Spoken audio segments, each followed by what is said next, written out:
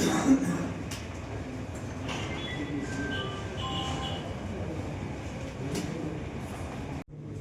જ્યાં નાશ પાડી ત્યાં પાઈ ગયા. યા ઢીલા પડે. લખતા જાય.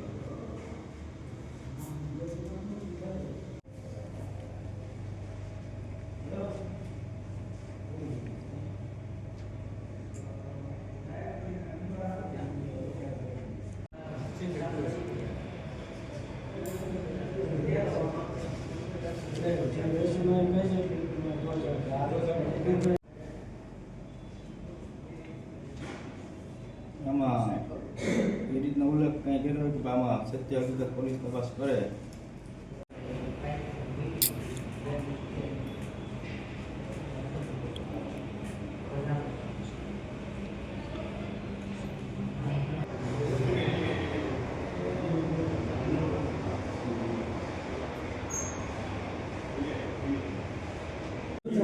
હું ઢેપે નહીં ખબર છે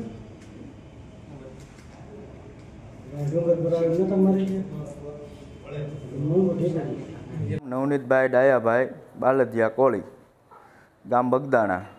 માં ઘણા સમયથી બગદાણા ગુરુ આશ્રમના ટ્રસ્ટીની હારે થોડુંક આમથી આમ ચાલે છે. યોગેશભાઈ સાગર, જેઓનું મુંબઈમાં થોડા દિવસ પહેલાં કાંઈ હશે ભજન, એમાં માયાભાઈ આહિરે એવું કીધેલું કે આ મેનેજિંગ ટ્રસ્ટી યોગેશભાઈ સાગર છે.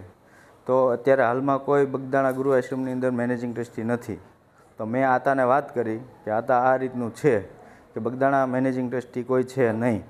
તો આતાએ કીધું કે હું તમને એની માફી ઓલી કરી અને રીલ્સ મોકલી દઉં છું. તો મેં કોઈ એવું એને કીધું નહોતું આતાને કે તમે મને મોકલ્યો, પણ મને આતાએ મોકલી એટલે મેં મારા જાયભાઈઓને મોકલી.